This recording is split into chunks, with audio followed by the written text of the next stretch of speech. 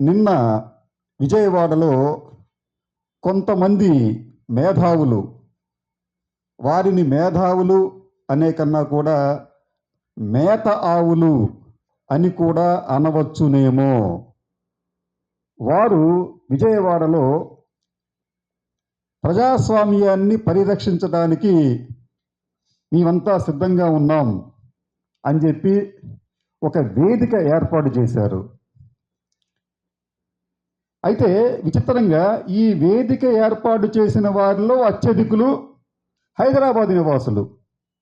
వారి కార్యకలాపాలు మాత్రం ఆంధ్రప్రదేశ్కే పరిమితమై ఉంటాయి. ఇది విచిత్రం. అది అంటే ఆంధ్రప్రదేశ్లో ప్రజాస్వామ్యానికి ఏదో జరిగిపోయింది కాబట్టి దీనిని ఇక్కడ ఈ ప్రజాస్వామ్యాన్ని కాపాడేయాలి. హైదరాబాద్లో ప్రజాస్వామ్యం చాలా బాగా ఉంది కాబట్టి అది మనం పట్టించుకోకూడదు అనేది వీరి భావనగా కనిపిస్తోంది. నిజానికి సిటిజన్స్ ఫర్ డెమోక్రసీ అనే ఒక సంస్థని 1974లో లోక్ నాయక్ జయప్రకాష్ నారాయణ గారు ప్రారంభించారు ఉన్నత ఆశయాలతో. ఆయన ఆశయాలకు తగ్గట్టుగానే దేశంలో ఎమర్జెన్సీ విధించినప్పుడు ఆయన దేశ పౌరులందరినీ సమాయత్తం చేసి దేశంలో తిరిగి ప్రజాస్వామ్యాన్ని నెలకొల్పే విషయంలో ఆయన సఫలమయ్యారు. అటువంటి పేరును వీరు పెట్టుకొని కేవలం స్వార్థ ప్రయోజనాల కోసం, కొన్ని వర్గాల ప్రయోజనాల కోసం పనిచేస్తూ రాష్ట్ర ప్రజలకు అసత్యాలు, అర్ధసత్యాలు చెబుతూ వారి మనసులను, వారి మైండ్స్ను కూడా కలుషితం చేసే ప్రయత్నం చేస్తున్నారు. కాబట్టే మేము దానిని గర్హించాల్సి వస్తుంది. ఎందుకంటే ఈ మేత ఆవులు చెప్పేవన్నీ కూడా శుద్ధ అబద్ధాలుగా ఉన్నాయి. నిన్నటి సమావేశంలో వారు ఏమంటారంటే ఆంధ్రప్రదేశ్లో అప్పులు పెరిగిపోయాయంట. దేశవ్యాప్తంగా ప్రతి రాష్ట్రము, ప్రపంచవ్యాప్తంగా ప్రతి దేశము అప్పులు చేస్తూనే ఉంది. అయితే దీనికి ఆంధ్రప్రదేశ్ ఏమాత్రం మినహాయింపు కానప్పటికీ కూడా పదే పదే అప్పులు పెరిగిపోయినాయి అని చెప్పి ప్రచారం చేస్తున్నారు.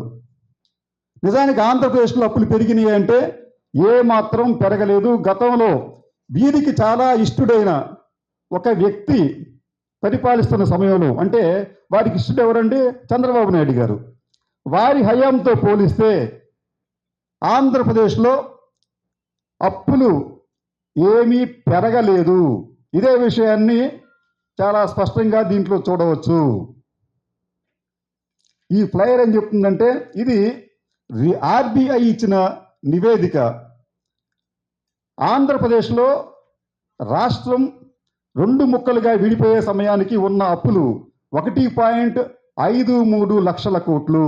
అది చంద్రబాబు నాయుడు గారి దిగే సమయానికి అంటే 2019 నాటికి 4.12 లక్షలకు పెరిగింది. అంటే చంద్రబాబు నాయుడు గారు ఎడాపెడా అప్పులు చేస్తే అది మీకు తప్పుగా కనిపించదు. ఆయన 5 ఏళ్లలో దాదాపు 2.60 లక్షల కోట్లు అప్పులు చేశారు. అది తప్పు కాదు అది. అయితే జగన్మోహన్ రెడ్డి ఈ ప్రభుత్వం 2023 మార్చి నాటి లెక్కల ప్రకారం చూస్తే ఈ అప్పుల మొత్తం 6.38 లక్షలు పెరిగింది. అంటే ఆయన చేసిన అప్పు ఎంత అండి?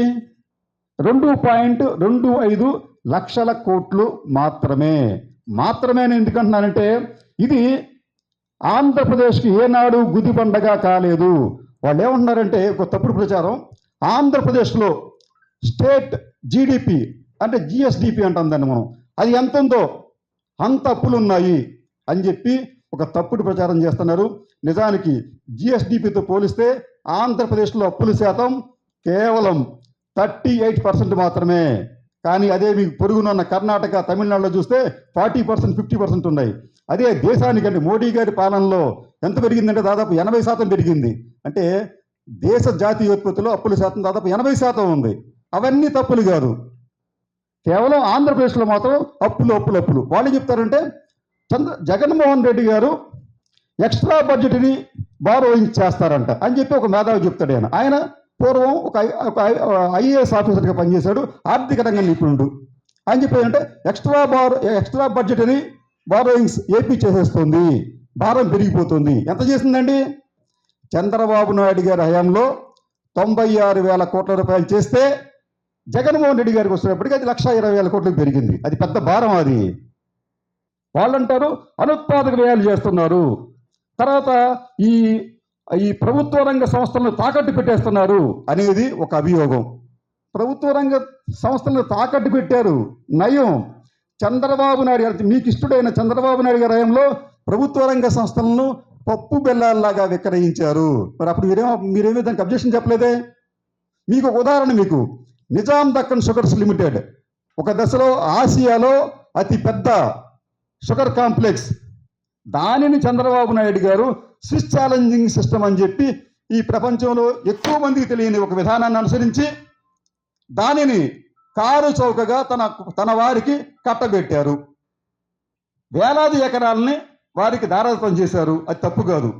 అంటే ఈ జగన్మోహన్ రెడ్డి ఏం చేయాలంటే చంద్రబాబు నాయుడు లాగా ప్రభుత్వ ఆస్తులు అమ్మేసేయాలి. తాకట్టు పెట్టడం ఏంటి అనేది వీరి ఇబ్బందికరమైన అంశంగా మారింది. అది నిజానికి తాకట్టు పెట్టుకుంటే ఇవాళ గత రేపైనా కానీ మనం ఆ అప్పులు చెల్లించి తిరిగి మన ఆస్తులు మనం తీసుకోవచ్చు.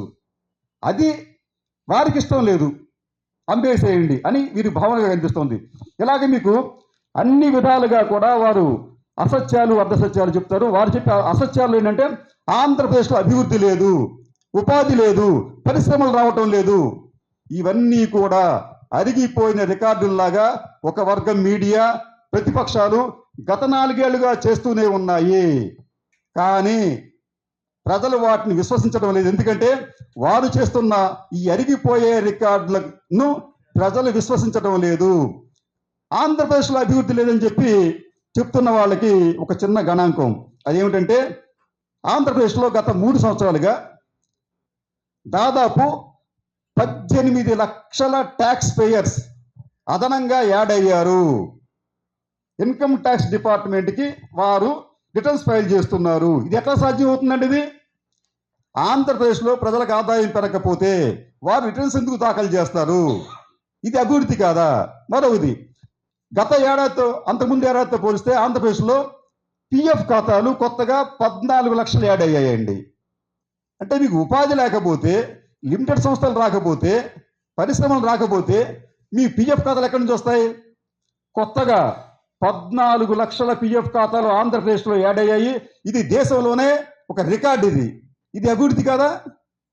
2023-24లో ఆంధ్రప్రదేశ్ జిఎస్డిపి గ్రోత్ 17%. ఇది చెప్పింది ఎవరు? ఆంధ్రప్రదేశ్ ఆర్థిక గణాంకాల విభాగమే చెప్పింది. సోషియో ఎకనామిక్ రిపోర్ట్లో దాన్ని ప్రస్తావించారు.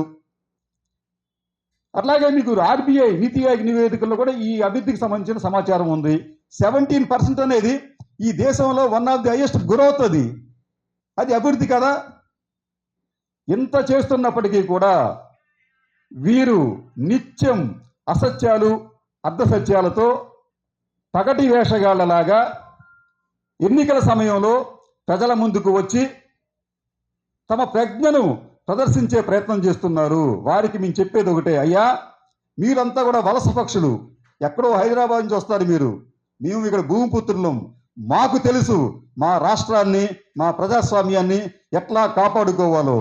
దయచేసి మీరు నివాసం ఉంటున్న హైదరాబాద్లో మీ కార్యక్రమాలు నిర్వహించుకోండి. మీరు ఎక్కడైనా నిర్వహించుకోవచ్చు, మాకు అభ్యంతరం లేదు. కానీ మీరు పుట్టి పెరిగిన ఆ ప్రాంతాన్ని వదిలేసి హైదరాబాద్కు, విజయవాడ లేకపోతే ఆంధ్రప్రదేశ్కు వచ్చి అసత్యాలు చెబితే దీన్ని మేము ఎలా సహించగలం?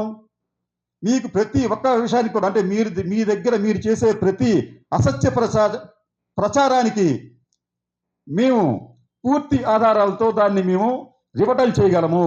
మీకు అవకాశం ఉంటే ఒకసారి మనం కూర్చుందాం. మనం కూర్చొని మీ దగ్గర సమాచారం ఇవ్వండి, మా దగ్గర సమాచారం ఇస్తాం. వారు చేసి ఇంకొక వితండమైన వాదన ఏమిటంటే, ఒక ఐఏఎస్ ఆఫీసర్గా పనిచేసిన ఆయన అంటాడు ఆంధ్రప్రదేశ్ అంట కేంద్రానికి తప్పుడు లెక్కలు ఇస్తుందంట. ఇది ఎక్కడ సాధ్యం అవుతుందా? అంటే మీరు కూడా ఐఏఎస్గా పనిచేశారు, మీరు కూడా తప్పుడు లెక్కలు ఇచ్చారా? మీరు ఆ అనుభవంతో చెప్తున్నారు ఆ విషయాన్ని. ఆంధ్రప్రదేశ్ తప్పుడు లెక్కలు ఇస్తే, పక్కన ఉన్న తెలంగాణ ఇచ్చి, పక్కన ఉన్న తమిళనాడు తప్పుడు లెక్కలు ఇస్తే దాన్ని కేంద్రం ఆనందంగా స్వీకరించేసి దాన్ని తన నివేదికలు చెప్తుందా? అలాగే ఈ కేంద్రం కూడా తప్పుడు లెక్కలు IMFకి ప్రపంచ బ్యాంక్ ఇస్తుందా? దాని ప్రకారం మన గ్రోత్ రేటు వాళ్ళు నిర్ణయిస్తారా? ఏ చిన్నపిల్లల చేష్టలాగా లేవయ్యి. తర్వాత ఈ ఒక IAS ఆఫీసర్ సంబంధించి ఆర్థిక శాఖ నిపుణులు ఆయన ఈ స్కామ్ మన ఏం స్కామ్ అది మనం స్కిల్స్ స్కామ్కు సంబంధించి వారు సుదీర్ఘమైన అనుభవం ఉన్న వ్యక్తి. వారు స్వహస్తాలతో రాసిన ఒక నోట్ ఇది. ఈ నోటు సారాంశం ఏంటంటే చంద్రబాబు నాయుడు గారు అలాగే చీఫ్ సెక్రటరీ గారు ఇద్దరూ కూడా అమౌంట్ రిలీజ్ చేయమని చెప్పారు, 370 కోట్ల రూపాయలు. కాబట్టి దీన్ని నేను చేస్తున్నాను అంటే వాళ్ళు చెప్తే మీరు చేయటం ఏంటండి? దాని మీద చంద్రబాబు నాయుడు సొంతగా ఉందా? అంటే మీరు మీ హయాంలో మీ ఇష్టం వచ్చినట్లు వ్యవహరించి రాష్ట్ర ఖజానాకు నష్టం కలిగే విధంగా ఉండటం వల్లనే ఈ రోజున ఈ స్కిల్ స్కామ్కు సంబంధించి కూడా కేసు నమోదైంది, అరెస్టులు కూడా జరుగుతున్నాయి. కాబట్టి ఏంటంటే మా రిక్వెస్ట్ ఏంటంటే మీరు మేధావులుగా ఉండండి, మేధావులుగా ఉండద్దు. దయచేసి మా రాష్ట్రాన్ని ఎలా కాపాడుకోవాలో మాకు బాగా తెలుసు. మీరు నివాసం ఉంటున్న హైదరాబాద్ గురించి, ఆ తెలంగాణ గురించి ఎక్కువగా ఆలోచించుకోండి. ఆ తర్వాత మా గురించి కూడా ఆలోచించండి చెబుతూ అందరికీ ధన్యవాదాలు.